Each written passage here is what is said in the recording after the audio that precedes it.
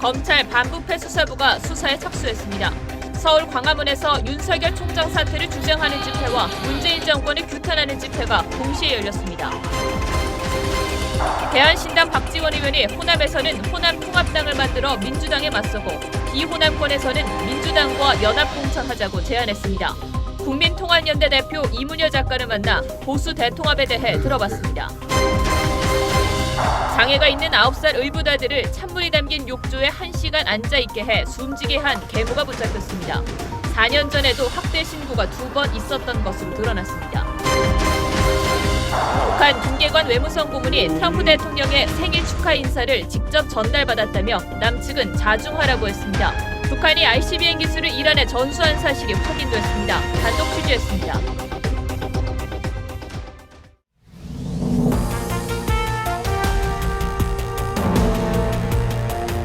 여러분 안녕하십니까. 수요일에 대학살이라는 말까지 나온 검찰 인사의 후폭풍이 오늘까지 이어지고 있습니다. 어제 청와대 압수수색을 시도했던 검찰, 오늘도 청와대를 겨냥한 새로운 수사를 시작했습니다. 윤석열 검찰총장이 항명을 했다며 징계까지 검토되는 상황에서 검찰도 물러서지 않고 있는 겁니다. 청와대는 이번 인사를 앞두고 경찰을 통해서 검사들의 평판을 조사했는데 여기에 위법 소지가 있다는 고발 사건을 검찰이 일반 형사부가 아닌 반부패부에 배당했습니다. 오늘 첫 소식은 장윤정 기자입니다. 청와대 민정수석실은 지난해 말 사법연수원 28기와 29기, 30기 100여 명에 대한 세평을 조사하라고 경찰청에 지시했습니다. 경찰청은 전국 정보경찰의 보고를 종합해 청와대에 전달했습니다. 한국당은 지난 8일 이런 세평 수집은 위법이라며 최강욱 청와대 공직기관 비서관과 민감용 경찰청장 등을 고발했습니다. 경찰이 직무 범위를 넘어서 검사의 뒷조사를 했다는 주장입니다. 검찰은 직권남용과 개인정보보호법 위반이 있었는지에 주목하고 있습니다. 현행 경찰법에는 정보경찰이 담당하는 임무는 치안정보의 수집과 작성, 배포로 되어 있습니다. 검찰은 검사 승진 대상자에 대한 세평 수집이 경찰의 직무 허용 범위에 해당하는지를 들여다보고 있습니다. 또 이런 과정에서 불필요한 개인정보가 유출됐는지도 조사 대상입니다. 법조계에서는 이 사건을 반부패부가 맡은 건 검찰이 반격에 나선 것이라는 분석이 나옵니다. 현재 검찰에는 지난 인사와 관련해 추미애 법무장관이 직권을 남용했다며 고발된 사건도 접수돼 있는 상태입니다. TV조선 장윤정입니다. 어제 청와대 압수수색이 불발된 것을 놓고 청와대와 검찰이 신경전을 이어갔습니다. 양측의 주장을 보면 이렇습니다. 압수수색을 거부한 청와대는 수색 범위와 대상이 불분명하다, 여론을 의식한 보여주기 수사다 이런 거고요. 반면 검찰은 영장을 보면 범위와 목록이 명시돼 있다 이렇게 반박했습니다. 최민식 기자가 오늘까지 이어진 양측의 공방을 좀 더 자세히 설명하겠습니다. 청와대 자치발전 비서관실을 대상으로 한 검찰의 압수수색은 실패했습니다. 검찰은 청와대 연풍문 앞에서 8시간 20분을 대기하다 철수했습니다. 청와대는 압수수색 대상이 특정되지 않았다며 협조를 거부했습니다. 고민정 청와대 대변인은 이미 제출 방식으로 협조하기 어려운 압수수색 영장을 가져왔다며 검찰의 보여주기 수사라고 깎아내렸습니다. 검찰은 즉각 반박했습니다.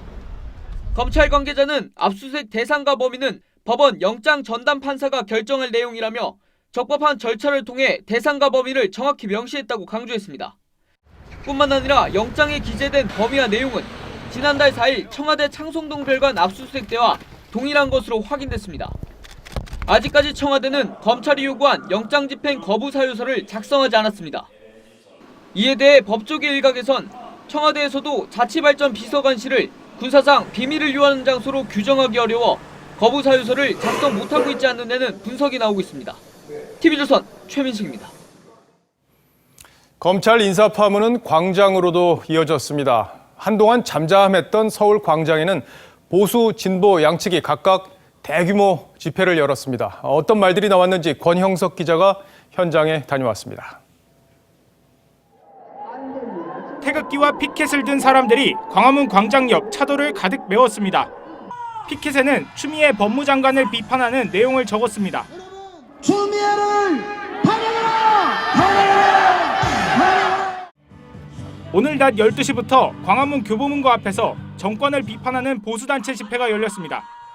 추미애를 시켜서 32명의 윤석열의 손발을 다 잘라서 검찰을 내쫓았습니다.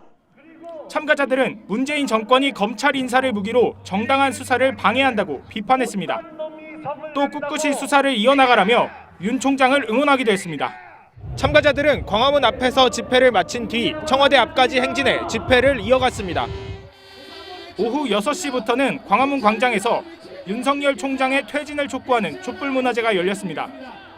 30여 개 진보단체는 검찰 수사가 과도하고 편파적이라며 검찰 개혁을 주장했습니다. 또 4월 총선 승리를 위해 시민들이 검찰 개혁에 힘을 보태야 한다고 주장했습니다. 광화문에서 검찰 개혁 집회가 열린 건 새해 들어 처음입니다. 보수와 진보단체의 집회가 길 하나를 사이에 두고 열리면서 한때 팽팽한 긴장감이 흐르기도 했습니다. 경찰은 만일의 사태에 대비해 서울 도심에 경찰 47개 중대를 배치했습니다. TV조선 권영석입니다. 과거 정부에서도 살아있는 권력을 수사하는 건 쉽지 않은 일이었습니다. 그런데 유독 이번 정권에서는 권력 핵심이 수사받을 때마다 이 지휘 라인이 바뀌는 일이 반복되고 있습니다. 문재인 대통령은 검찰 개혁을 통해 검찰권을 국민에게 돌려주겠다 이렇게 공약했었는데 개혁이라는 게 뭔지 다시 한번 생각해 보게 됩니다. 오늘의 포커스입니다. 지난해 7월 주진우 서울 동부지검 형사 6부장검사가 안동지청장으로 발령이 난 뒤 사표를 내면서 남긴 글입니다. 검사로서의 명예와 자긍심이 없어졌다는 느낌을 받았다고 적었습니다. 무엇이 그를 이렇게 만들었을까요? 인사 직전 주 부장검사는 환경부 블랙리스트 사건을 수사했습니다. 수사 결과 김은경 전 환경부 장관과 신미숙 전 청와대 균형인사 비서관을 재판에 넘겼습니다. 그는 수사 결과는 부족했지만 수사 과정에는 자부심을 느꼈다고 했습니다.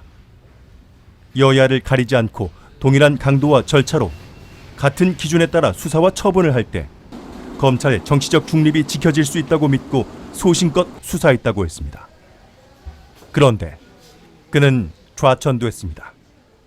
주 부장검사뿐만 아니라 권순철 서울 동부지검 차장도 한직인 서울고검 검사로 발령이 났고 한찬식 서울 동부지검장도 고검장 승진을 못했습니다. 공식적인 이유는 없지만 세 사람의 공통점은 하나, 환경부 블랙리스트 수사였습니다. 결국 세 사람 모두 사표를 내고 검찰을 떠났습니다. 이뿐만이 아닙니다. 손혜원 의원의 목포 부동산 수사를 지휘했던 김범기 서울 남부지검 2차장 검사도 승진이 좌절되고 서울고검 형사부장으로 발령이 났습니다. 이번 검찰 인사 때 좌천된 윤석열 검찰총장의 측근들은 아직까지 아무도 사표를 내지 않았습니다.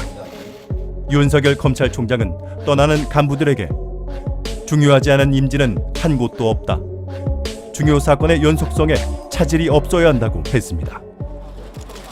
3년 전 윤석열 검찰총장이 서울중앙지검장으로 임명됐을 때 서울중앙지검 검사장 윤석열, 현 대전고검 검사.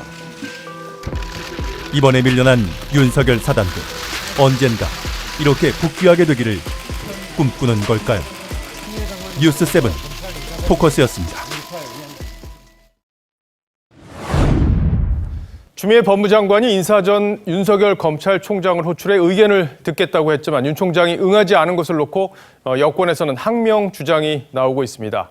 특히 이낙연 총리가 필요한 대응을 하라 이렇게 지시하면서 징계 가능성까지 거론되고 있는데 이게 법적으로 가능한 건지도 궁금합니다. 지금부터 자세히 뜯어보겠습니다. 사회부 법조팀의 이재중 기자 나와 있습니다. 자, 어서 오십시오. 자, 이번 논란의 진실을 보려면 과거의 법무장관과 검찰총장이 어떻게 검찰 간부 인사를 협의해 왔는지 그걸 먼저 봐야 되지 않을까요? 네, 그렇습니다. 양측이 맞붙은 부분은 누가 먼저 인사안을 제시하느냐입니다. 전직 검찰 고위 관계자들이 말을 종합해 본 결과 법무부가 검찰총장의 인사안을 먼저 제시하는 것이 관례를 넘어 사실상 법칙처럼 여겨져 온 것으로 보입니다. 자, 그런데 법무부가 먼저 인사안을 제시해온 이유가 있을 것 같아요. 네, 과거 사례를 보면 법무부가 검찰총장에게 제시하는 인사안은 크게 두 가지 종류입니다. 먼저 인사안의 구상안과 배치도입니다. 쉽게 말해서 법무부가 인사 대상자들의 보직과 배치를 대략적으로 총장에게 제시하면 이를 놓고 장관과 총장이 세부 조율을 해 나가는 겁니다. 이런 경우 대검찰청 간부진의 경우 총장의 뜻을, 법무부 간부진의 경우에는 장관의 뜻을 우선에 반영하는 것이 관례였습니다. 본인이 함께 일할 참모진을 직접 선택할 수 있도록 서로 배려한다는 겁니다. 이때 인사 대상자들의 평가 자료인 이른바 블루북도 함께 전달이 됩니다. 인사 대상자들의 인적 사항과 경력, 또 조직 내 동료와 선후배들의 평가 등이 총망라된 자료입니다. 자, 그러면 결국에는 법무부가 인사안과 평가안을 내면 이걸 놓고 양측이 협의하는 게 관례다 이렇게 정리할 수 있는 건데 상당히 상식적으로 들리는 얘기예요. 네, 그렇습니다. 장관과 총장이 수차례 독대하면서 인사안을 조율해 나가는 경우도 과거에 있었다고 하는데 이번 인사의 경우에는 법무부의 인사 구상안도 또 블루북도 대검찰청은 받지 못했습니다. 자, 그렇다면 인사 전후에 어떤 일들이 실제로 벌어졌는지 그것도 좀 자세히 뜯어봐야겠습니다. 네, 지난 7일 추 장관과 윤 총장의 상견례 직후에 법무부는 대검에 먼저 인사안을 보내라고 이야기했다가 청와대에 인사안이 있으니 그쪽에서 받으라고 하는 등 말을 바꿨고 대검은 계속 인사안은 법무부가 먼저 내야 합의가 가능하다는 입장이었습니다. 자, 그럼 결론적으로 보면 법무부가 안을 제시하지 않아서 윤석열 총장이 형식적인 절차다 이렇게 보고 응하지 않았다는 거군요. 네, 그렇습니다. 하지만 대검 입장에서는 법무부가 인사에 대한 사전 교감도 없이 인사위원회 30분 전까지 윤 총장을 호출한 건 인사 의견 청취가 아니라 인사안을 일방적으로 통보하겠다는 뜻으로 받아들였습니다. 윤 총장과 대검은 이번 인사 과정이 전례에도 맞지 않을 뿐더러 법무부가 검찰을 완전히 무시했다고 보고 있습니다. 자, 그러면 법무부가 관례를 무시했다 이런 지적에 대해서는 인정을 하고 있습니까? 법무부는 관례에 대해서는 언급을 하지 않고 있습니다. 다만 추미애 장관은 모든 일정을 취소하고 6시간이나 기다렸다며 총장 예우 차원이었지 요식 행위가 아니었다고 말했습니다. 그런데도 오지 않은 건 항명이라고 보고 있는 겁니다. 자, 그러면 윤 총장이 추 장관의 호출에 응하지 않은 것이 징계 사유가 되느냐 안 되느냐 이것도 좀 뜯어봐야겠어요. 네, 윤 총장에게 적용할 수 있는 징계 사유는 검사징계법 2조의 직무상 의무를 위반 혹은 직무를 게을리했을 때입니다. 만약 징계를 한다면 장관의 지휘를 받는 검찰총장이 호출에 응하지 않은 것을 직무의무를 위반하거나 게을리한 것에 해당한다고 봐야 합니다. 하지만 검찰청법에는 검사의 이의제기권을 보장하고 있는 만큼 호출 불응만으로는 징계는 어렵다는 의견도 많습니다. 자, 결국에 보면 윤 총장을 징계한다 이렇게 되면 사실상 물러나라는 신호가 될 텐데 여건이 이것까지 밀어붙일지는 좀 더 지켜봐야겠군요. 자, 이 기자 잘 들었습니다. 네, 청와대가 문재인 대통령이 출연하는 정책 광고를 기획하는 것으로 알려졌습니다. 총선을 앞두고 있다는 시점도 시점인데 제작비를 부처들에게 조금씩 나눠내라고 요구했다고 해 논란입니다. 청와대는 매년 하는 협업 광고라고 선을 그었습니다. 이채린 기자입니다. 청와대가 국정홍보 광고를 만든다며 다음 달 새해 업무 보고 전까지 각 부처에 요구한 제작비는 총 30억 원입니다. 이 중 문화체육관광부가 20억 원을 부담하고 다른 주요 부처들이 2억 5천만 원씩 내도록 했습니다. 이달 초 이런 계획을 통보받은 부처들은 예산이 없다며 난감해합니다. 한 부처 관계자는 대변인실 예산이 1년에 5억 원이라고 했고 또 다른 부처 관계자도 전례 없는 요구라고 난색을 표했습니다. 각 부처는 광고 내용에 따라 해당 정책을 담당하는 부서의 예산을 돌려 쓰는 방안을 검토하고 있습니다. 야당은 총선을 석 달 앞두고 대통령 출연 광고를 제작하는 것은 관권 선거나 다름없다며 반발합니다. 지금 총선을 두세 달을 앞둔 중요한 시기인데 지금 대통령까지 국정을 홍보한다? 그 선거법 위반 가능성이 클 소지가 있다. 바른미래당은 문재인 정부를 위해 세금이 존재하는 게 아니라며 양심이 없다고 했습니다. 청와대는 통상적인 부처 간 협업 광고일 뿐이라며 매년 추진하고 있는 것이라고 해명했습니다. TV조선 이채림입니다. 대한신당 박지원 의원이 호남통합당을 만들어 호남에서는 민주당과 대결을 하고 비호남권에서는 또 민주당과의 연합공천을 하자고 제안했습니다. 이 이중 전략에 상대 당들은 난색을 표합니다. 물론 정치는 생물이라 언제든 바뀔 수는 있겠죠. 조덕경 기자입니다. 민주당의 호남 지역 목표는 28석 중 25석 이상. 우리가 압도적인 승리를 거둬야 나라가 바로 서고.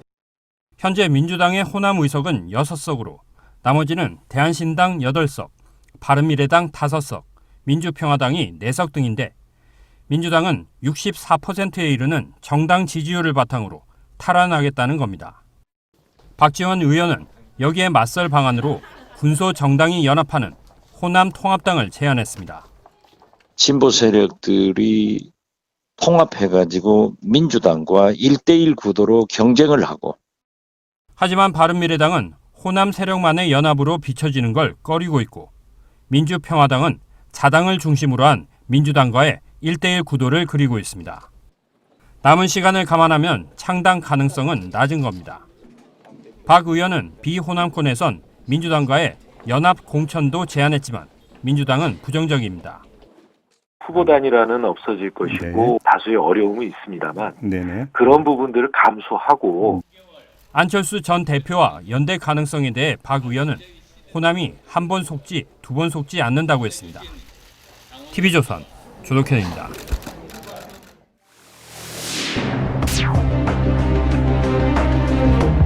있습니다. 그래서 누군지 이럴 수 있는데 이건 그러면 너무 늦겠다 싶어서.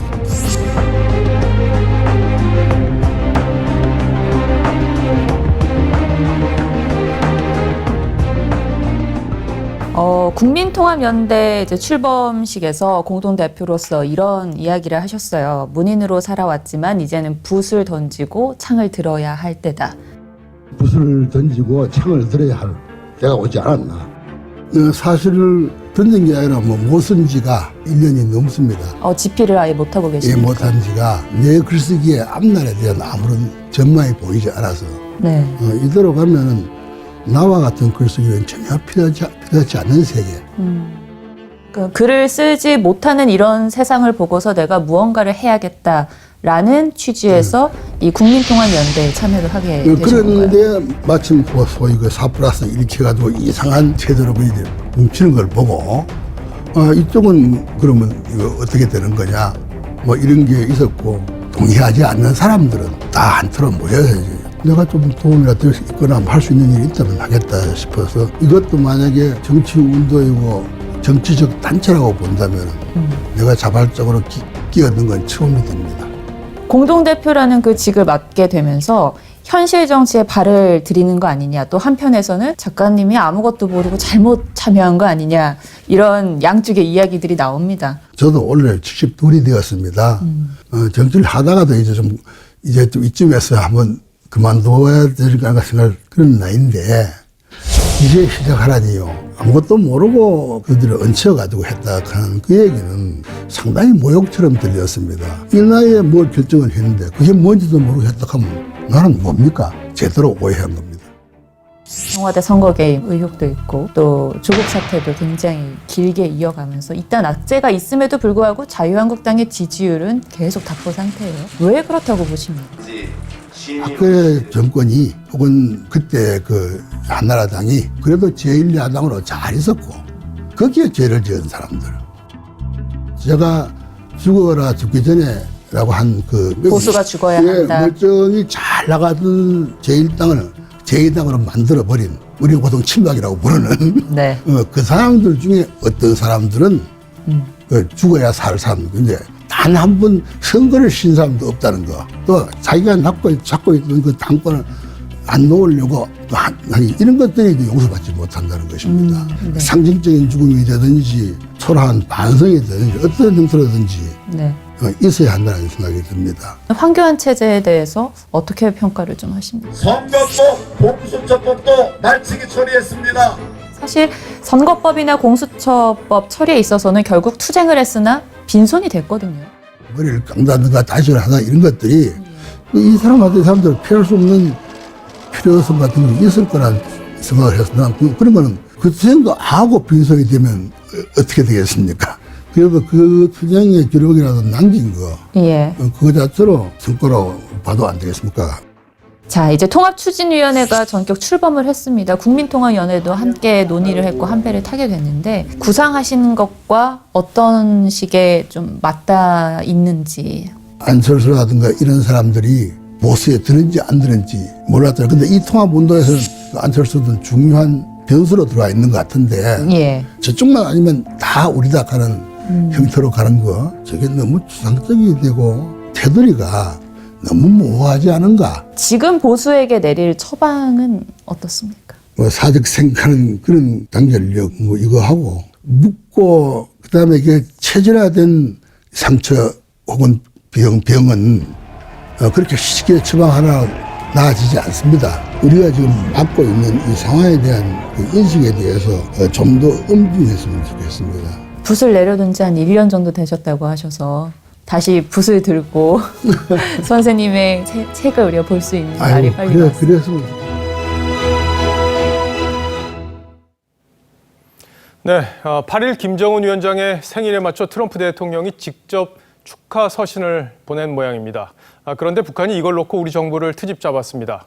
어제 귀국한 정의용 안보실장이 트럼프 대통령의 축하 메시지를 북한에 전달했다 이렇게 얘기했는데 북한은 직접 받은 서신에 왜 남조선이 끼어드냐며 불쾌한 겁니다.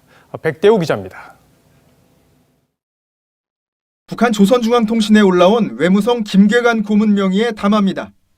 트럼프 미국 대통령이 보낸 김정은 위원장 생일 축하 친서를 미국에게 직접 받았다면서 남조선이 새해 벽두부터 주제넘게 설레발치고 있다고 비판했습니다. 어제 정의용 안보실장의 발언을 겨냥한 겁니다.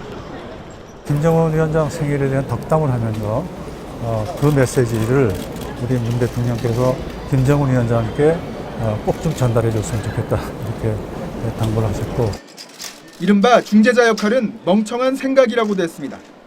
금강산 관광시설 철거든 철도 연결 사업이든 아직 우리 정부와 대화를 할 의지가 없으니 헛된 기재를 품지 말라는 의미를 담고 있다고 봅니다. 북한은 또 제재와 핵을 통째로 바꾸자고 제안했던 이른바 하노이식의 협상이 다시는 없을 것이라고 단언했습니다. 미국에 대해서도 북한의 핵 동결 인정 없이는 더 이상의 협상은 없다는 점을 명확히 한 것으로 보입니다. 북한 김계관 고문은 지난 1994년 제네바 협상 당시 핵 동결 협상을 이끌어낸 북측 대표였습니다. TV조선 백대우입니다. 북한이 저렇게 배짱을 부리는 데는 핵 미사일 같은 전략 무기를 보유했다는 자신감 때문일 겁니다. 그런데 북한의 ICBM 기술이 미국과 군사 대치 중인 이란에 전수된 사실이 새롭게 확인됐습니다. 이란이 그 기술을 자기 걸로 만들었다면 미국 본토를 공격한다는 이 말 허풍이 아닌 게 됩니다. 박재훈 기자가 단독으로 취재했습니다. 국립외교안보연구원이 지난 2008년 작성한 보고서입니다. 북한이 이란에게 TD2 엔진 기술, 즉 대포동 2호의 엔진 기술을 전수했다는 표현이 나옵니다. 북한이 지난 2006년 처음 시험 발사한 대포동 2호는 현재 최대 사거리 15,000km로 평가받는 대륙간 탄도미사일 ICBM입니다. 최소 12년 전 이란에게 ICBM 기술을 전수했다는 겁니다. 앞서 이란 혁명수비대는 이라크의 미 공군기지를 타격한 뒤 이란 땅을 공격할 경우 미 본토도 타격 가능하다고 위협했습니다. 북한이 이란에 전수한 대포동 미사일은 사거리 약 1,300km 수준의 노동미사일 엔진 4기를 다발로 묶은 클러스터 엔진을 사용합니다. 만약 북한이 클러스터링 기술까지 이란에 전수했다면 미 본토 타격이 불가능한 것만은 아닙니다. 이란은 먼저 인공위성을 발사할 정도로 발전 속도가 굉장히 빠르고요. 아마도 기본적인 미사일 기술에 있어서 북한을 능가할 정도의. 한편 미 의회 조사국은 북한과 이란이 여전히 탄도미사일 관련 협력을 이어가고 있다고 평가했습니다. TV조선 박지훈입니다. 사흘 전 이란에서 추락한 우크라이나 여객기가 이란의 미사일에 격추된 사실을 이란 정부가 결국 인정했습니다. 여객기를 전투기로 인한 실수였다. 이렇게 발표했는데 그 실수로 176명이 목숨을 잃었습니다. 송무빈 기자입니다. 이란군 당국은 국영방송을 통해 우크라이나 여객기 격추는 여객기를 적의 전투기로 오인한 사람의 실수로 발생했다고 밝혔습니다. ستاد کل نیروهای مسلح با انتشار بیانیه‌ای درباره سقوط هواپیمای بوئینگ خطوط پروازی اوکراین و شرایط خاص و حساس منجر به این حادثه عمیقاً تأسف‌بار نتایج پیگیری‌های به عمل آمده را اعلام کرد. 관련 의혹을 부인하던 당국은 당시 최고 수준의 경계 상태에서 여객기가 이란 혁명수비대 군사기지 인근을 비행해 미사일이 잘못 발사됐다고 인정했습니다. 트럼프 미 대통령은 이란의 미군 기지 공격에 대응할 추가 경제 제재를 내놨습니다. 제재 대상은 이란의 철강 제조업체와 구리, 알루미늄 생산업체 등 17곳입니다. 앞서 현지 시간 8일 트럼프 대통령은 이란의 이라크 미군 기지 공격에 살인적인 경제 제재로 응수하겠다고 밝혔습니다. 트럼프 대통령은 이란이 바그다드 주재 미 대사관 등 미국 대사관 4곳을 노려 솔레이마니를 선제 공격했다고 주장했습니다. But I think it would have been foreign embassy, could have been military bases, could have been a lot of other things too. 양국이 전면전은 피해갔지만 대리전 또는 이란의 제3국 공격 가능성은 계속되고 있습니다. TV조선 송무빈입니다. 미국의 호르무즈 파병 요청에 고심하던 우리 정부가 인근에서 활동하는 청해부대를 배치한다고 합니다. 왜 이런 결정을 하는 건지 이정현 기자가 설명하겠습니다. 워싱턴에서 돌아온 정의용 국가안보실장은 호르무즈 해협 파병과 관련해 미국 측이 파병 문제를 직접 언급하진 않았지만 중동 상황을 상세하게 설명했다고 전했습니다. 우리 국민과 기업의 안전을 보호하고 또 호르무즈 해협 인근의 그 자유항행, 또 안전을 위한 구체적 노력에 우리가 기여하는. 정부는 아덴만에서 작전 중인 청해 부대를 이동 배치하는 방안을 유력하게 검토 중입니다. 외교부 고위 당국자는 청해 부대 활동에 우리 국민의 안전이 포함돼 있어 활용할 수 있다고 말했습니다.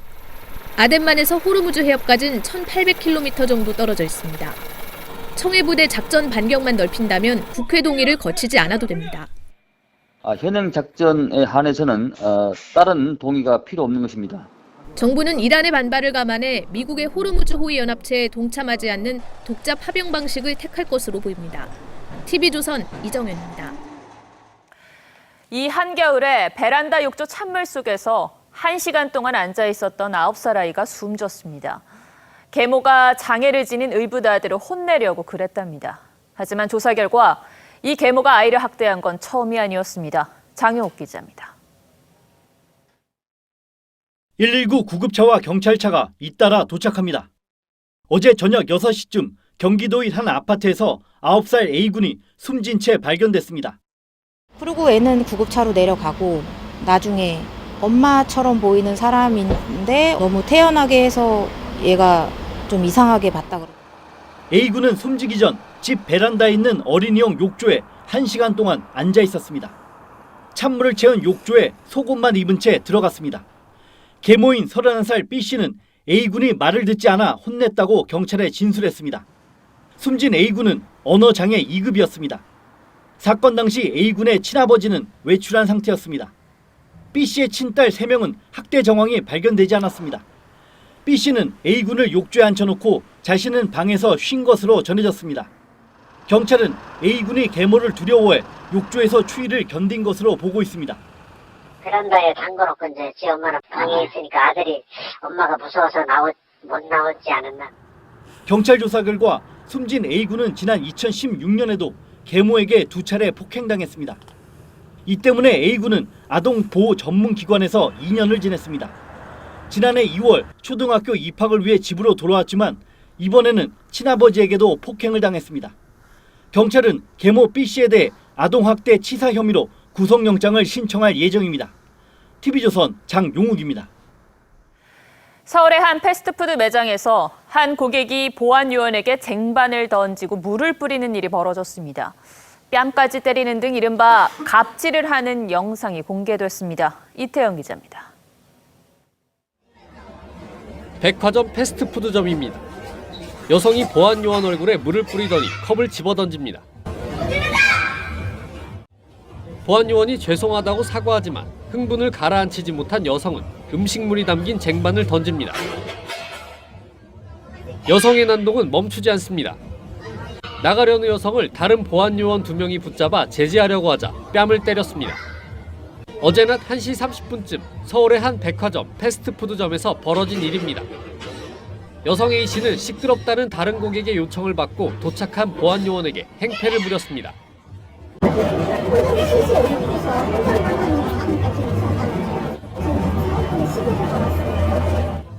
이 영상은 인터넷에서 순식간에 퍼져나갔습니다.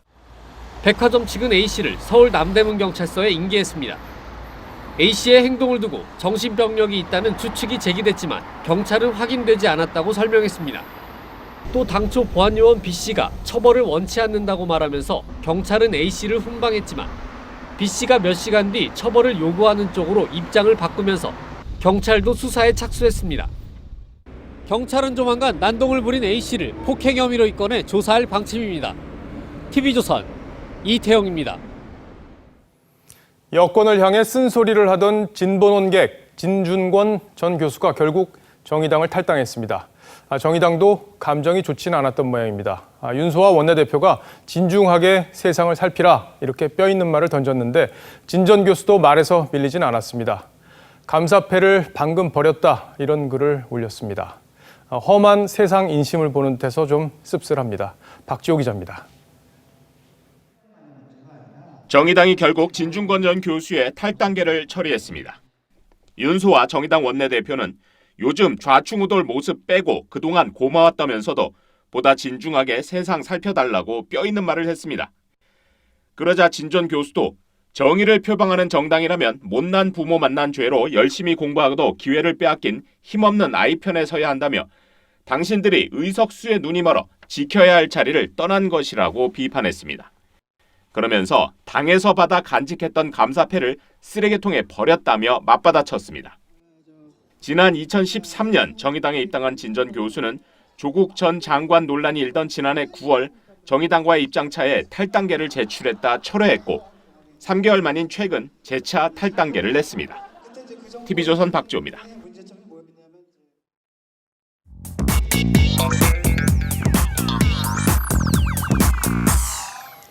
궁금한 뒷이야기를 들어보면서 물음표가 느낌표로 바뀌는 뉴스의 재구성, 뉴스야 시간입니다. 토요일은 정치부 서주민 기자와 함께합니다.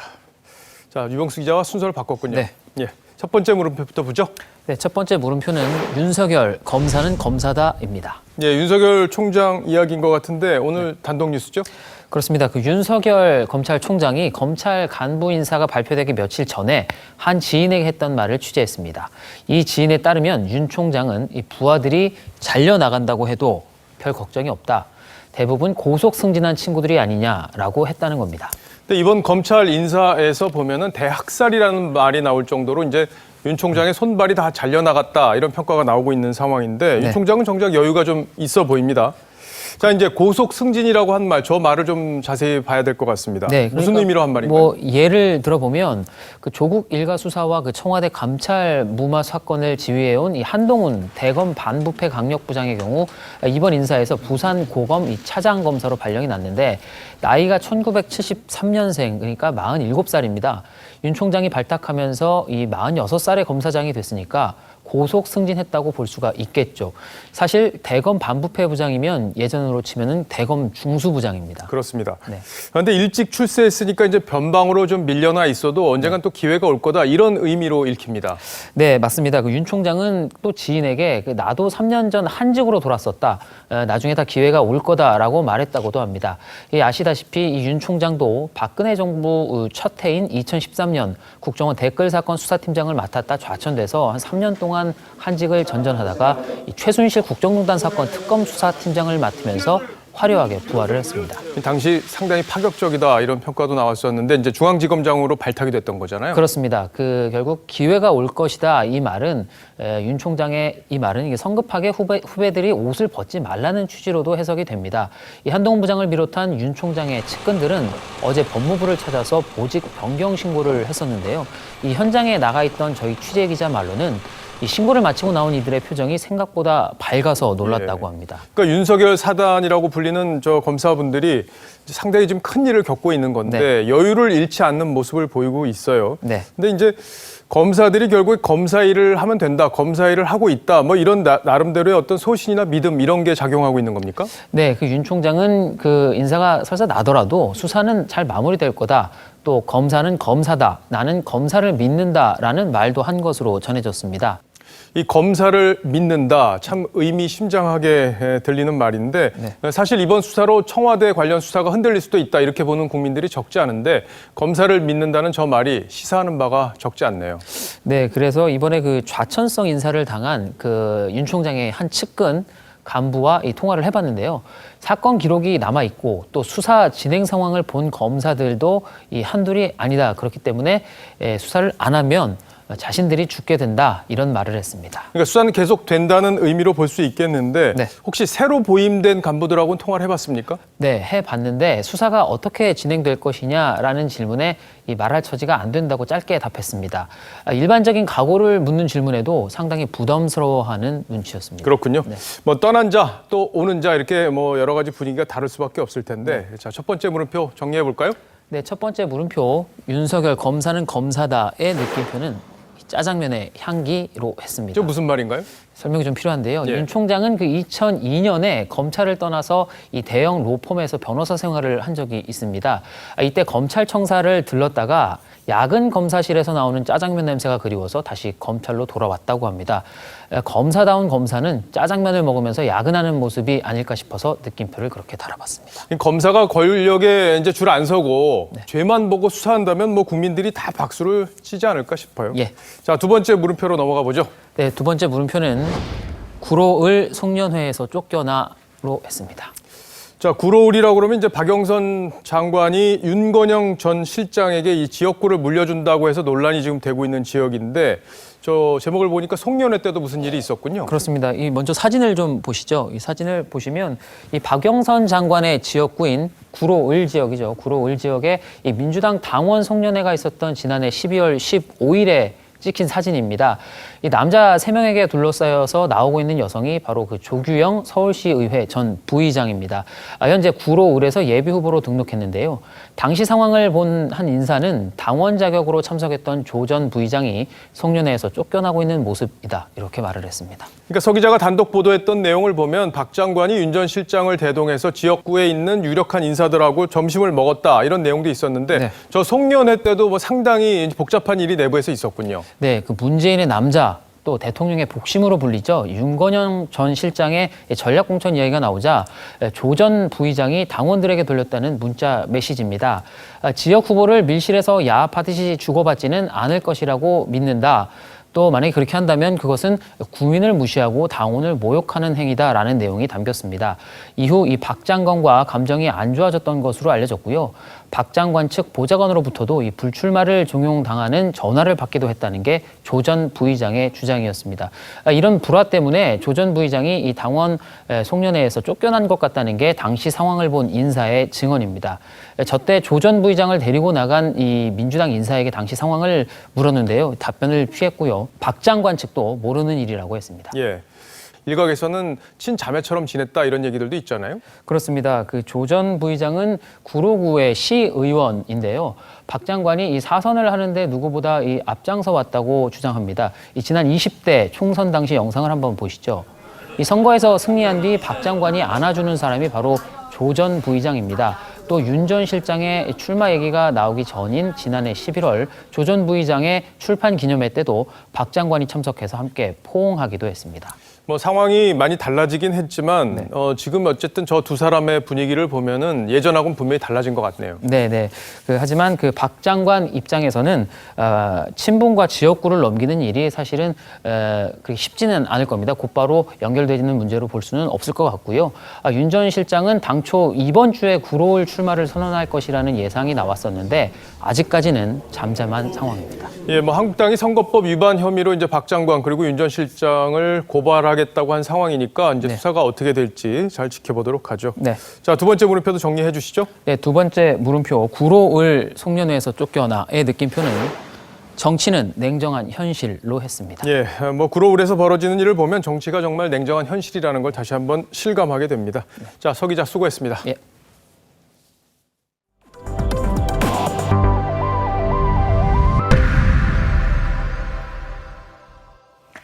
네, 사람마다 얼굴형도 피부 타입도 제각각이라 화장품 혹은 마스크팩을 살 때 내게 맞는 걸 찾으려면 여러 시행착오를 겪어야 했죠.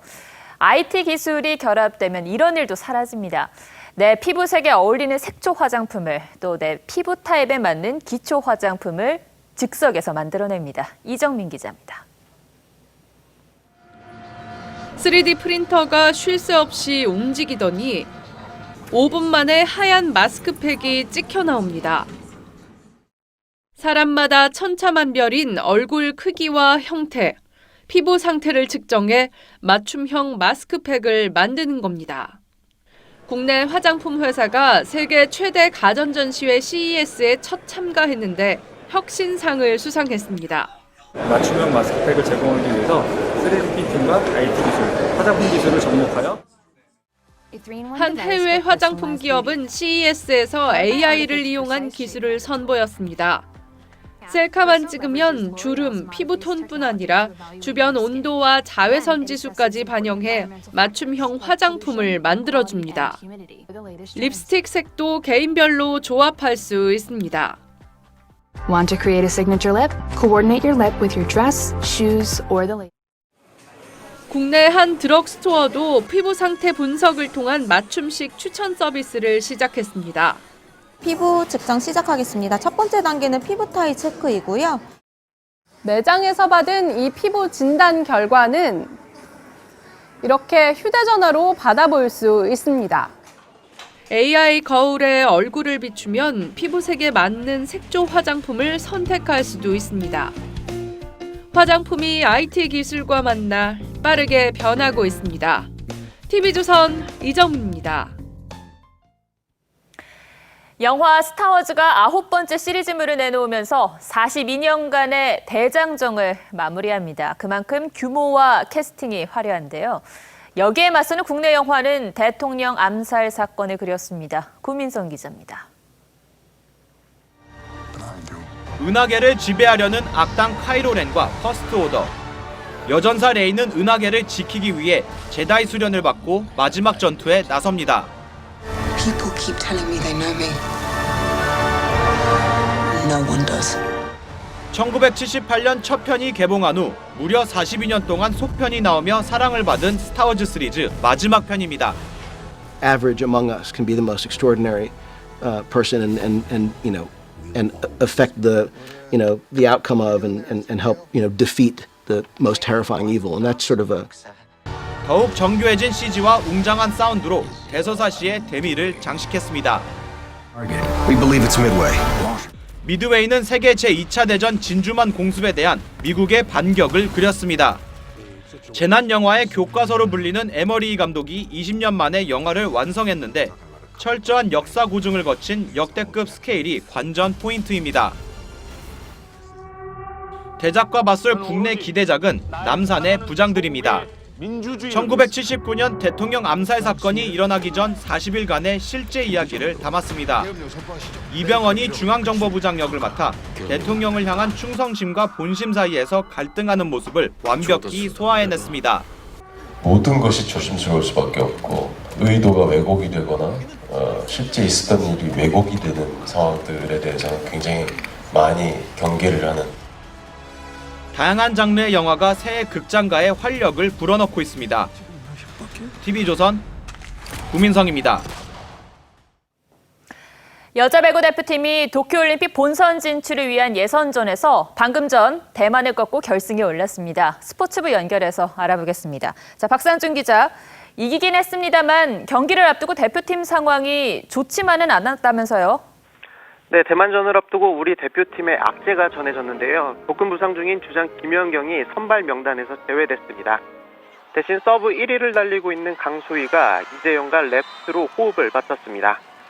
하지만 대표팀의 출발은 좋지 못했습니다. 장기였던 우리 서브가 사라지고 대만 서브에 속수무책으로 흔들렸습니다. 상대의 끈끈한 수비에 당황한 나머지 첫 세트를 허무하게 내줬습니다. 하지만 우리 선수들 2세트부터는 달라졌습니다. 양효진의 행운의 서브 에이스로 6대6 동점을 만들었고 강소희와 김희진의 연타, 김수지의 블로킹과 이동 공격 등을 묶어 연속 11득점에 성공했습니다. 김희진과 강소희의 서브 에이스까지 터지며 승부를 원점으로 돌려놨습니다. 3세트 흐름도 다르지 않았습니다. 초반부터 리드를 지킨 우리 대표팀은 강한 서브와 타점 높은 블로킹으로 승기를 잡았습니다. 4세트에서 양효진과 이재영의 활약을 더한 대표팀은 대만을 세트 스코어 3대1로 제압했습니다. 김희진이 18득점으로 최다 득점을 올렸습니다. 결승 진출에 성공한 우리 대표팀은 내일 저녁 태국과 올림픽 티켓을 놓고 다툽니다. 지금까지 스포츠부에서 전해드렸습니다.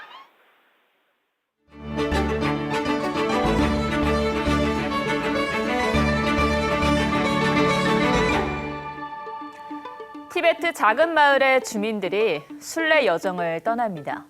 걷기만 해도 힘든 2,500km의 순례길을 세 걸음 걷고 한 번 절하면서 나아갑니다.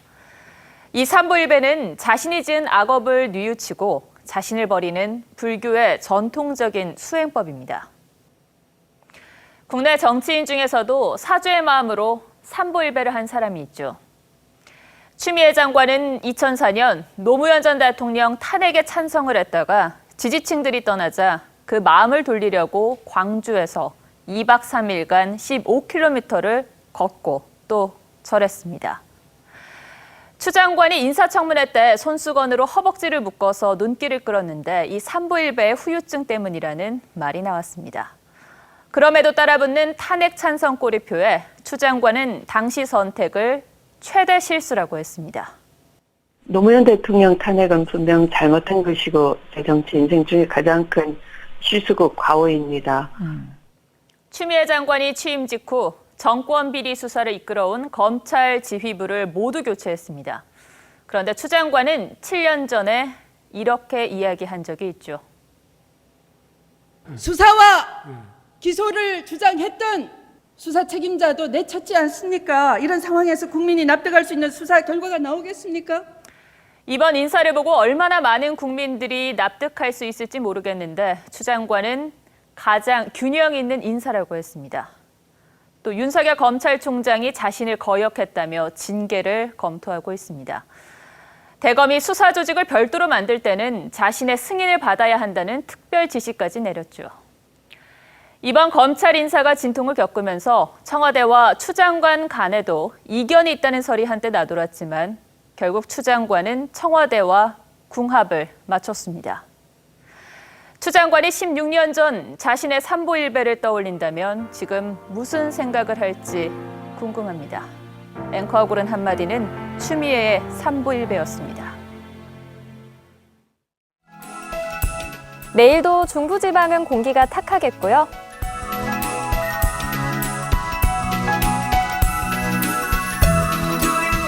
유행성 독감 주의하세요.